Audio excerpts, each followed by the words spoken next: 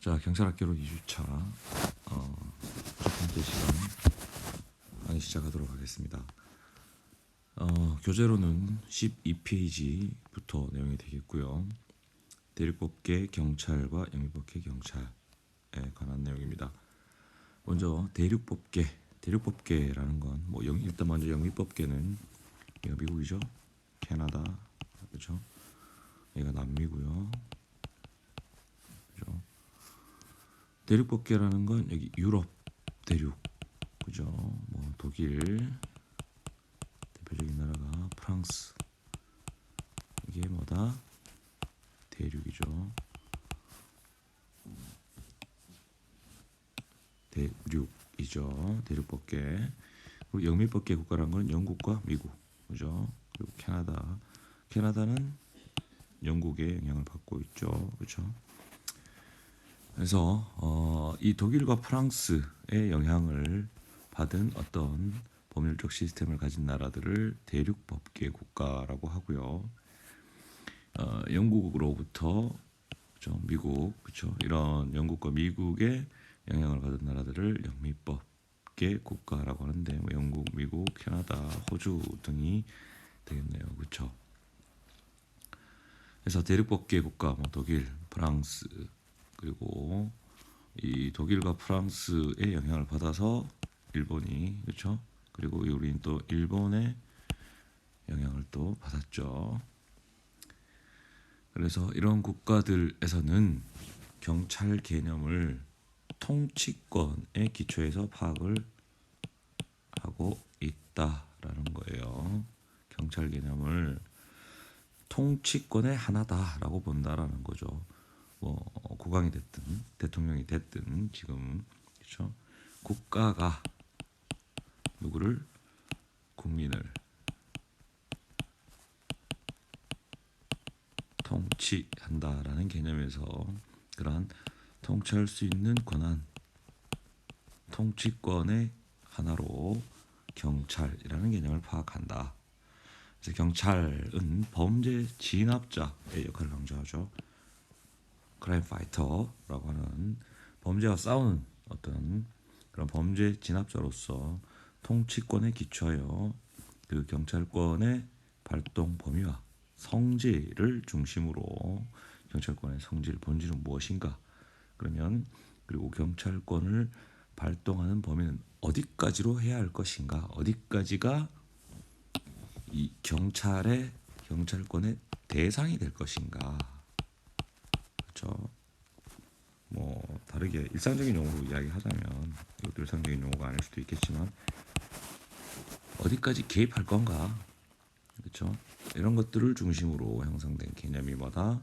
대륙법계 경찰 개념이다. 그래서 경찰 개념을 규범적 또는 법적 일종의 강제 작용, 경찰이라는 건 강제 작용이다. 그렇죠? 우리가 실질적 경찰 개념을 이야기를 할 때 뭐라고 했죠? 명령, 강제하는 작용이라고 했죠. 그렇죠? 누굴 대상으로? 국민을 대상으로. 그리고 어디에 근거하여? 국가 일반 통치권에 근거해서.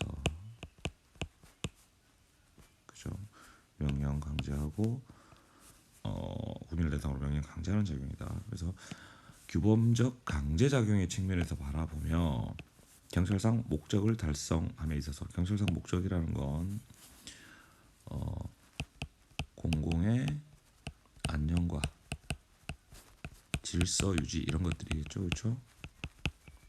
이런 경찰 목적을 달성하기 위해서 일반 국민의 권리, 자유, 행동을 제한하는 권력적이고 명령적이고 강제적인 요소를 강조하는 입장이 바로 뭐다? 대륙법계 경찰 개념이다. 따라서 경찰과 국민의 관계는 수직적 관계로 형성된다.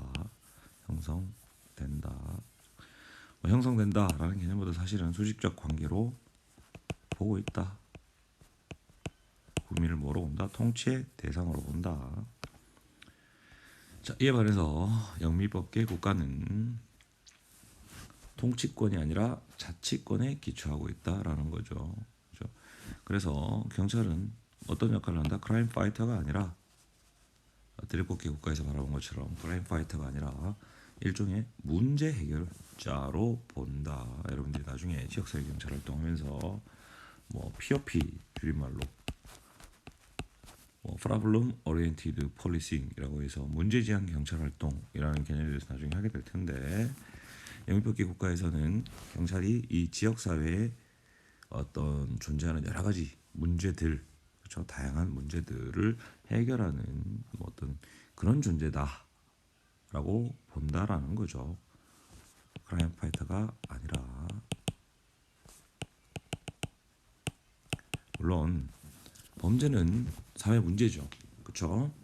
그래서 범죄 문제를 해결하는 것, 크라임 파이터도 문제 해결자에 포함될 수 있지만 대륙법계 경찰 개념에서는 이걸 더 강조하는 반면에 영미법계에서는 문제 해결자의 역할, 뭐 범죄 이외에도 여러 가지 다양한 문제들이 있을 수 있겠죠.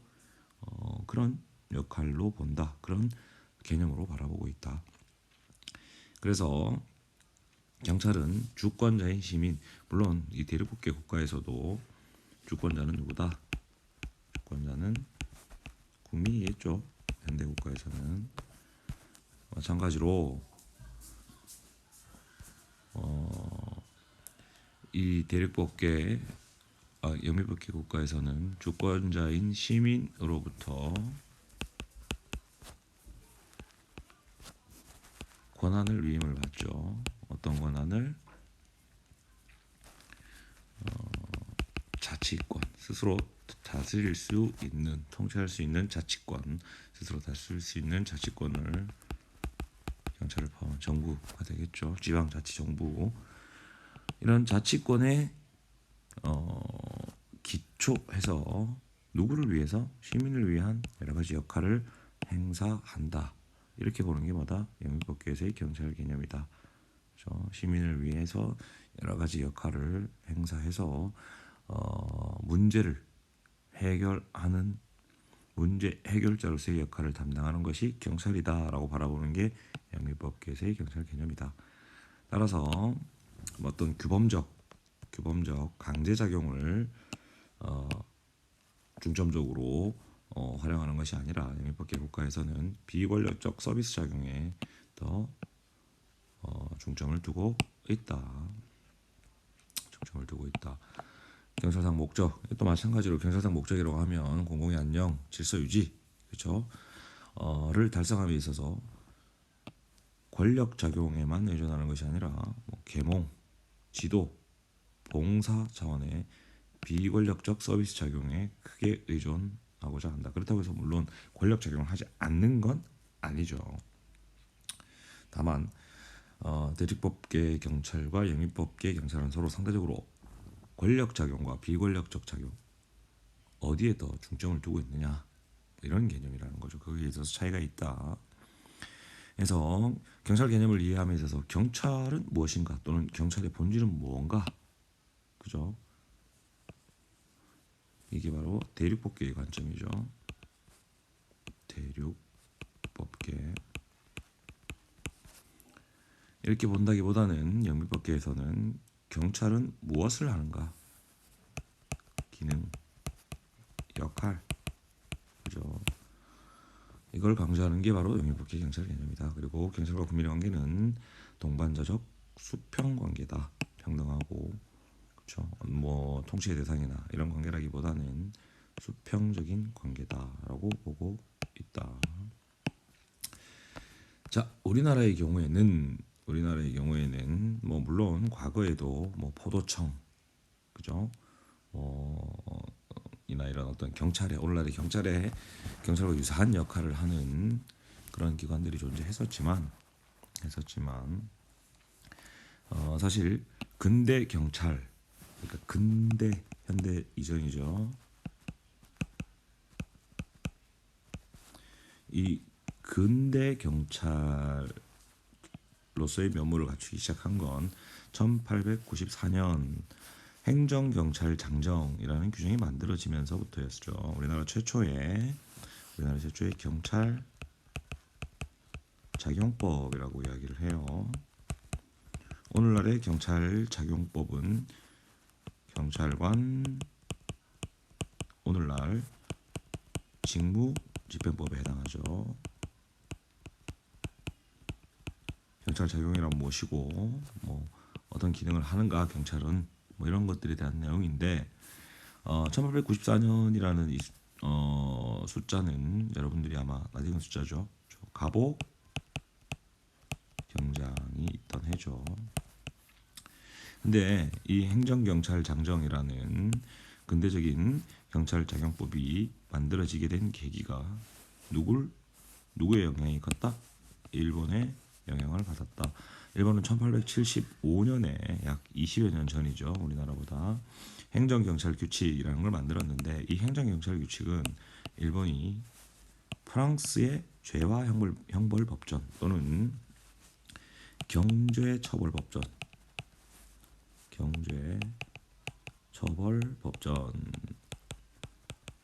다른 말로는 이라고 하는 죄와 형벌 법전을 본따서 만든 게 행정경찰 규칙이고 일본에 이게 다시 우리나라에 영향을 미쳐서 행정경찰 장정이 만들어지게 되었죠. 자, 프랑스는 대륙법계 국가인가요? 영미법계 국가인가요?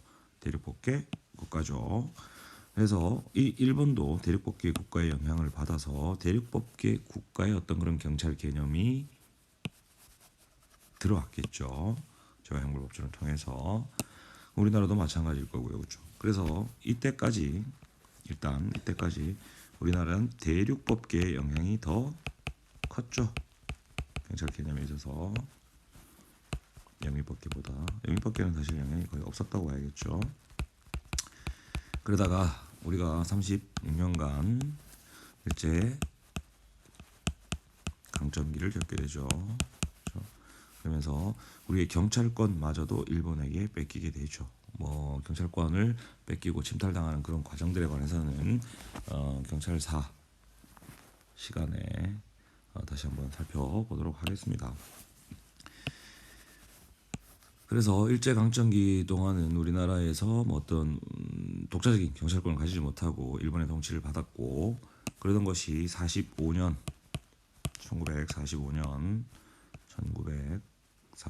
일본이 패전하면서 우리나라가 광복을 맞이하게 됐죠. 근데 안타깝게도 남한에는 미국이, 북한에는 소련군이 그렇죠. 지금의 러시아죠.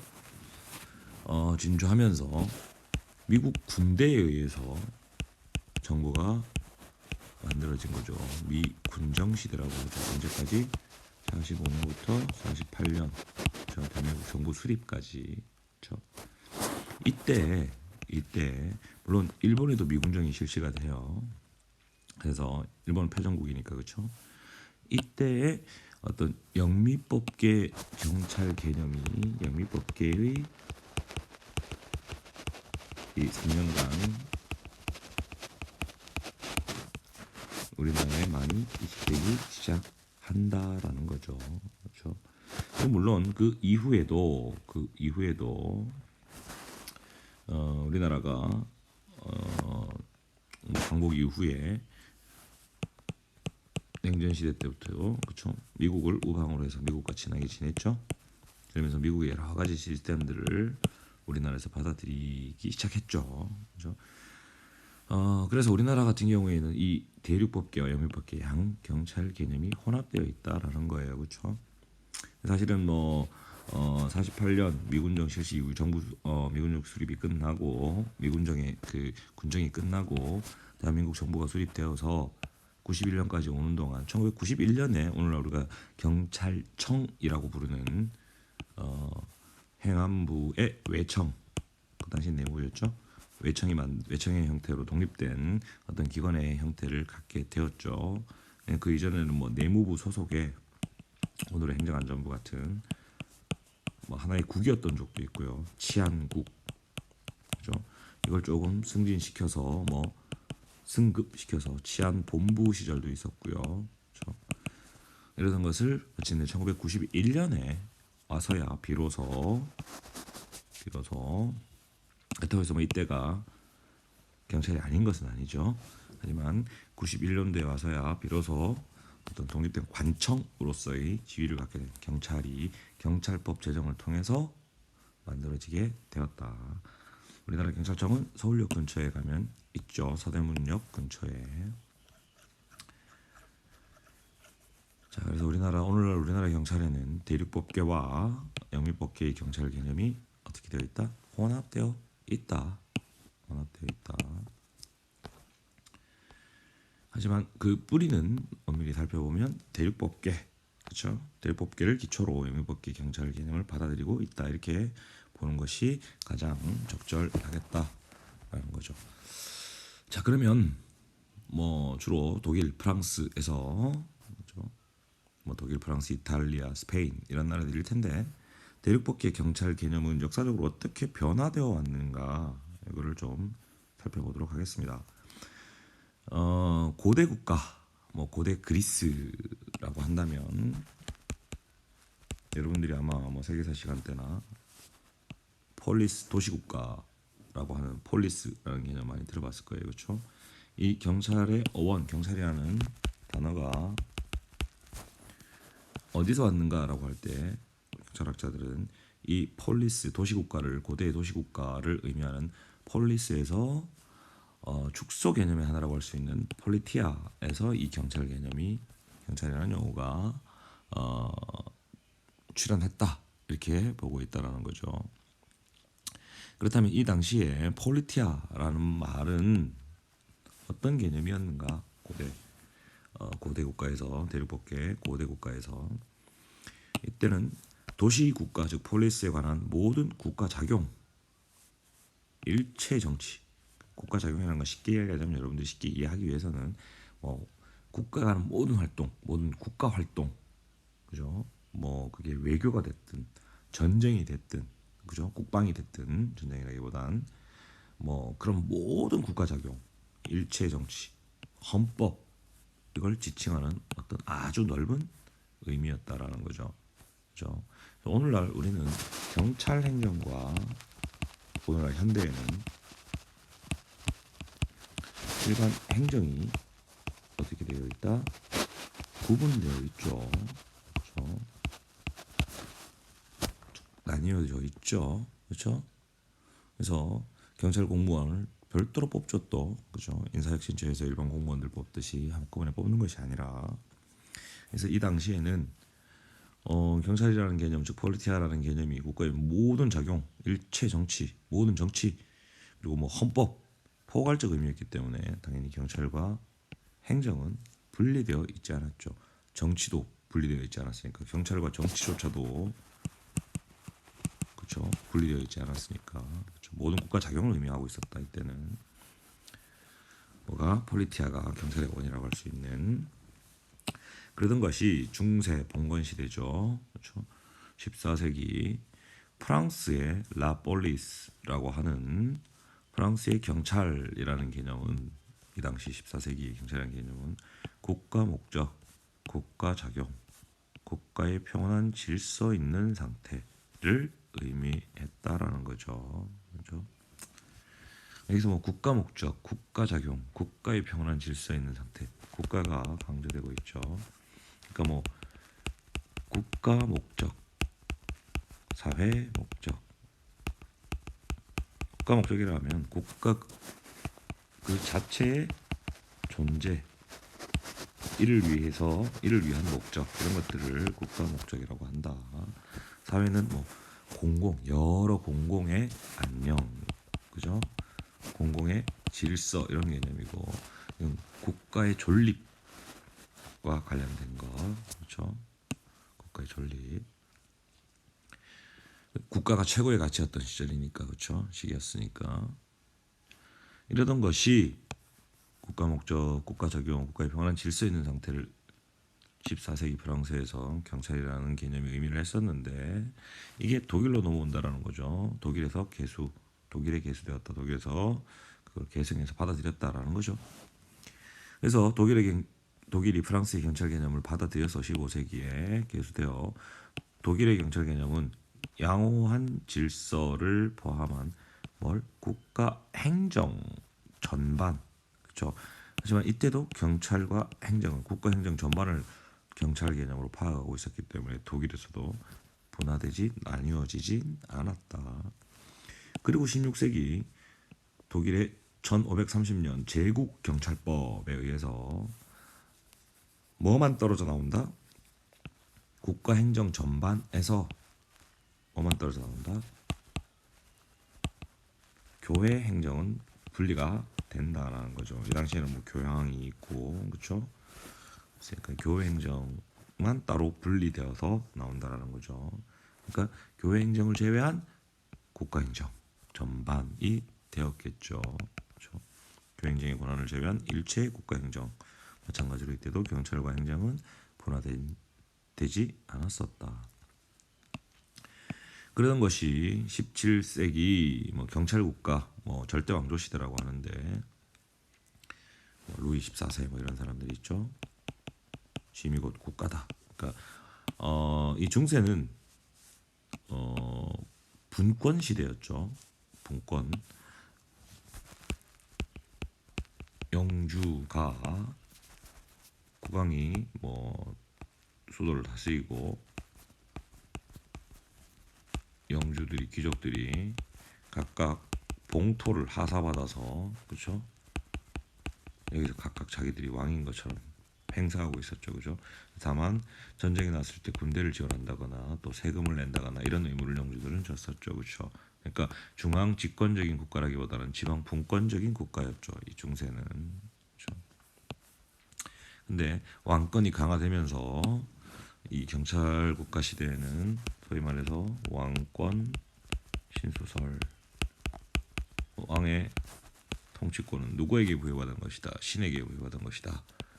그러니까 절대적인 것이다. 그래서 절대주의 시대라고 하죠. 절대주의 국가.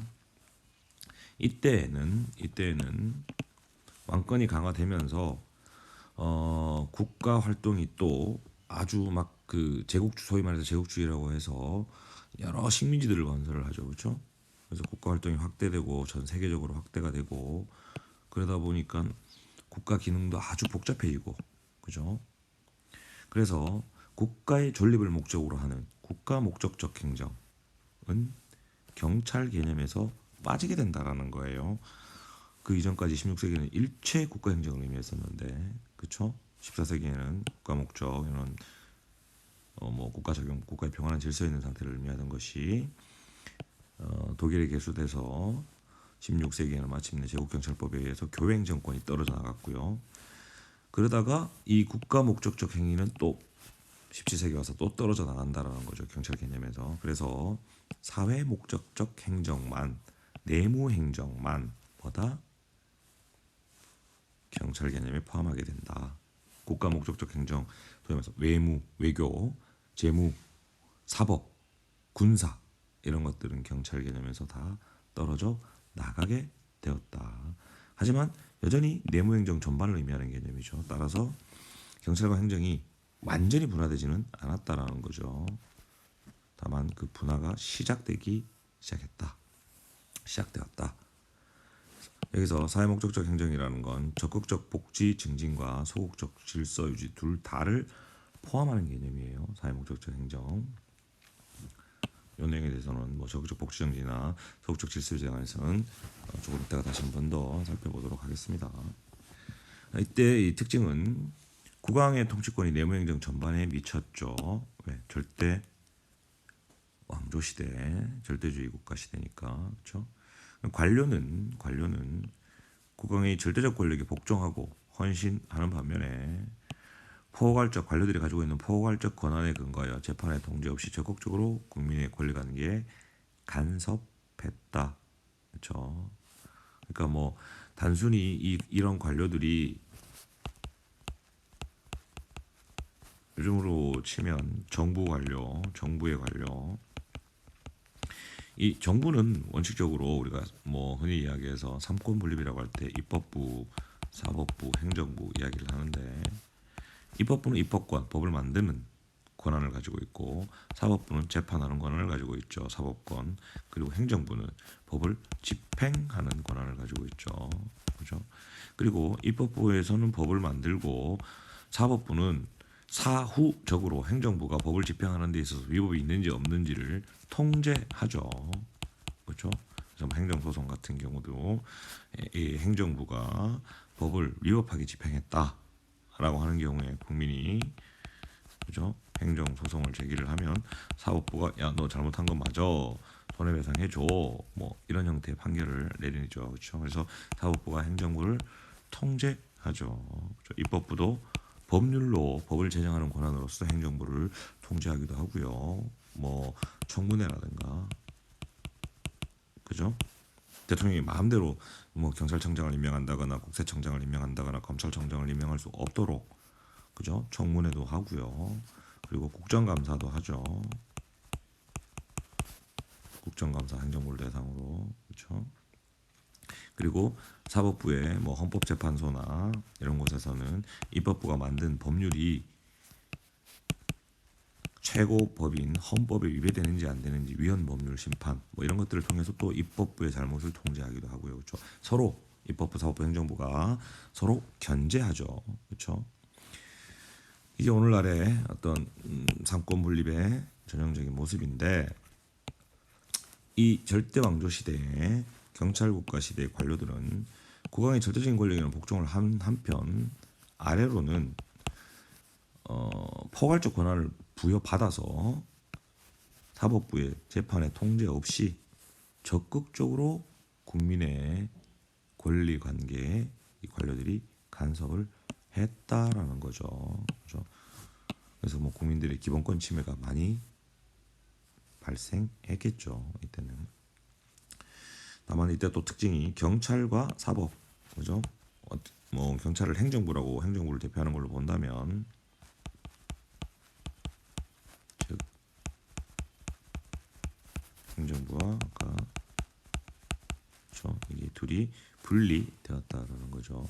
그래서 사법이 국가의 특별한 작용이다라는 걸 인정하게 되었고 이게 바로 1648년 베스트팔렌 조약에서 30년 전쟁 이후에 체결된 베스트팔렌 조약에서 비롯되었다. 자, 그다음 이 당시 경찰국가 시대의 경찰 개념은 소극적 질서 유지뿐만이 아니라 적극적 복지 증진을 위해서도 경찰권의 발동이 가능했다. 여기서 소극적과 적극적이라는 말이 쓰인 건 소극적 질서 유지란 말은 평소에 예를 들어 질서 유지가 필요하지 않을 때, 뭐 예컨대 위험이 가능성이 낮거나 없을 때는 조용히 가만히 있어. 경찰은 그죠? 경찰권 발동하지 마. 그죠? 소극적으로 질서 유지 업무만 해. 위험 발생할 때 또는 무질서해질 가능성이 있을 때 그 질서를 유지하는 그런 역할만 해라는 개념이죠. 그렇죠? 그래서 더 나가서 예를 들어서 경찰이 뭔가 좀 더 국민들의 복지를 위해서 뭔가 좀 더 할게라고 하는 거 하지 마라는 거죠. 원래는 그렇죠. 근데 이 당시에는 만약에 소극적인 질서 유지에만 경찰권의 발동이 제한된다라고 한다면, 근데 이 당시에는 제한되지 않았죠. 소극적 질서 유지뿐만이 아니라 적극적 복지 증진을 위해서도 경찰권의 발동이 가능했다라는 거죠. 물론 16세기, 15, 14세기 다 가능했죠. 그죠? 그리고 고대 국가 시대에도 그죠? 그러는 것이 법치국가, 소위 말해서 법치국가, 근대의 법치국가가 등장하면서 자연주의적 자연법 사상과 계몽주의 철학의 등장으로 권력 분립주의와 법치주의가 등장했고, 등장 배경으로는 이 17세기까지 경찰권 발동이 가능하다 또는 경찰의 개념에 포함되었던 적극적인 복리 증진, 복지 증진이 마침내 탈락하죠. 그렇죠? 그래서 경찰은 어디에만 소극적인 질서 유지와 위험 방지, 이게 바로 경찰이다 라고 경찰의 개념을 축소시키게 된다는 거죠. 즉 다시 말해서 고대 국가부터 중세 경찰 국가, 법치 국가, 대륙법계에서는 경찰권은 점점 어떻게 되어 왔다? 경찰 개념은 축소되어 왔다라고 할 수 있죠. 점점. 그래서 마침내 이때 법치국가 시대에 18세기 19세기 법치국가 시대에 경찰과 행정이 분화되었다로 떨어지게 되었다. 즉 적극적인 복지 증진 작용은 다른 행정기관에서 하면 된다라는 거죠. 행정 영역이다. 요것만이 경찰 행정의 영역이다. 경찰의 영역이다. 경찰의 개념이다. 이게 언제? 법치국가 시대. 그러던 것이 현대 국가에 들어오면서 요 사이에 사실은 2차 세계대전이 있죠. 사실 여러분들이 여기서 뭐 상식적으로도 그렇고 나중에 이제 뭐 법치주의라는 개념에 대해서도 기억을 해두셔야 되는 게 있는데 이 법치주의도 형식적 법치주의가 있고 실질적 법치주의가 있어요. 우리가 경찰 개념이 형식적 경찰, 실질적 경찰 뭐 이런 이야기를 했었죠. 잘못 그었네. 그렇죠? 근데 형식적 법치, 실질적 법치가 어떤 개념이냐면 이제 제가 요 사이에 뭐 있었던 2차 세계대전 이야기를 하는 이유가 여러분들이 영화나 아니면은 뭐 세계사를 통해서 잘 알고 아마도 잘 알고 있을 들어봤죠. 이걸 뭐 못 들어봤다 그러면 이건 들어봤겠죠. 이런 것들은 다 들어본 단어죠, 그렇죠? 유대인을 학살했죠. 누가? 독일의 나치, 그렇죠? 자, 원래 법치주의라는 개념은 법에 의해서 다스 통치한다라는 거죠. 법에 근거해서. 자, 그러면 이때 히틀러는 자기 마음대로 유대인들을 죽였을까요? 아니라는 거죠. 나름 형식적으로는 정당하게 법에 근거해서 이런 법을 만들어서 유대인을 학살한 거죠. 그죠? 법치를 한 거죠. 하지만 이건 진정한 법치가 아니죠. 그렇죠? 다시 말해서 소크라테스가 했던 유명한 말이 있죠. 악법도 법이다. 그렇죠? 이건 형식적 법치주의를 강조한 말이에요. 그렇죠? 그죠? 하지만 악법은 법이 아니다라고 말한다면 그건 바로 실질적 법치주의라는 거죠. 그렇죠? 단순히 형식적으로 법을 만들어서 그 법을 그 법대로만 통치하면 된다. 여기에서 더 나아가서 그 법이 정의에 합치되어야 한다라는 게 바로 실질적 법치주의의 개념이죠. 그렇죠? 그래서 사실 2차 세계대전을 겪으면서 인류가 많은 반성을 하게 됐죠. 그래서 뭐 형식적 법치주의에서 벗어나서 실질적 법치주의로 발전하게 된 계기도 사실은 2차 세계대전 이후였고요. 그래서 현대 국가 2차 세계대전 이후에 뭐 1945년 이후 뭐 20세기로 넘어오면서 현대 국가는 보안 경찰을 제외한 협의의 행정 경찰 사무가 다른 경찰 관청의 분장 사무로 이관되는 비경찰화가 여기서 비경찰화라는 말이 나왔는데 여러분들이 보안 경찰은 뭐고 협의의 행정 경찰은 뭔지 그렇죠?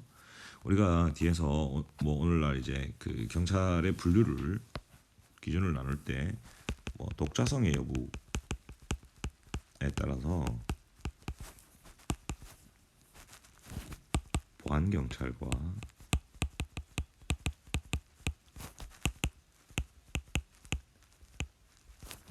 협의의 행정 경찰로 나누죠. 독자성이라는 건 그 경찰 활동이 보통 경찰기관 단독으로 하는 것이냐 아니면 다른 행정관청에 부수하여 관련하여 하는 것이냐 그렇죠. 그래서 협의 행정 경찰의 대표적인 사례들이 뭐 영업 경찰, 위생 경찰 그리고 건축 경찰 뭐 이런 것들이에요. 건축 경찰 등. 근데 뭐 여러분들이 실제로 영업 경찰, 위생 경찰, 건축 경찰 이런 말은 안 쓰죠. 뭐 예를 들어서 위생이라는 건 우리가 뭐 그때도 이야기를 했었죠. 뭐 실질적 경찰 개념, 형식적 경찰 개념, 둘 다 실질적 경찰 개념에는 포함되는 거예요. 그래서 실질적 경찰 개념에 포함되는 걸 우리가 뒤에 하겠지만 광의의 즉 넓은 의미의 행정경찰이라고 하는데 이 넓은 의미의 행정경찰을 보안경찰과 협의의 경찰 독자성 여부에 따라서 독자성이 있느냐 독자성이 없느냐에 따라서 보안경찰과 협의행정경찰로 나눈다라는 거죠. 그래서 보안경찰 같은 경우에는 보통 경찰기관 우리나라로 치면 뭐 경찰청 그렇죠 이하 뭐 지방경찰청 경찰서에서 독자적으로 하는 광해 행정경찰의 역할 기능 개념이 바로 보안경찰이 되는 것이고 협의행정경찰은 다른 행정기관에 부수하여 위생 구청이나 시청에서 하죠 단속 그렇죠 건축 마찬가지로 시청 구청에서 하겠죠 건축부가 이런 것들 그렇죠 그래서 보안 경찰만 경찰 개념에서 남기고 이 협의회 행정 경찰을 다시 떼버렸다라는 거죠 그렇죠 사실 법치국가에서는 어떻게 됐다 경찰 개념이 복리정신 작용은 제외되고 소극적 질서 유지만 즉 어떤 의미에서는 보안 경찰만 남았었어요 그렇죠 그랬는데 2차 세계대전을 거치면서 나치에서 경찰권을 강화를 하죠. 나치가 그렇죠? 국민들을 단합하고 통제하고 단합이라기보다는 통제하고 하기 위해서 경찰권을 강화하죠. 그렇죠? 그래서 독재정권의 특징 중에 하나가 그런 거죠. 그렇죠? 경찰에게 여러 가지 역할을 다 맡기는 거죠. 그렇죠? 뭐 게시타포, 정치경찰, 그렇죠? 비밀경찰 중에 하나인 그래서 이랬던 걸 이제 현대국가에 와서 다시 그죠 협의회 행정경찰에 해당하는 것들을 다 떼내버리고 결국은 보안경찰만 남긴 거죠. 그죠? 이걸 뭐라고 한다? 비경찰화, 탈경찰화 이렇게 이야기한다. 그죠? 그래서 오늘날과 같이 경찰의 임무가 보안경찰의 임무로 한정되게 되었다. 그래서 오늘날 경찰 개념은 사회 공공의 안녕과 질서 유지 이게 바로 보안경찰의 개념이다. 자 이번 시간에 여기까지 하고 다음 시간 걸 잠깐 볼까요? 다음 시간에는 대륙법규 경찰 개념의 역사적 변화에서 중요한 법률 판결 그죠? 독일과 프랑스에서 이런 것들을 잠깐 소개를 하고 요 현대시대 방금 다룬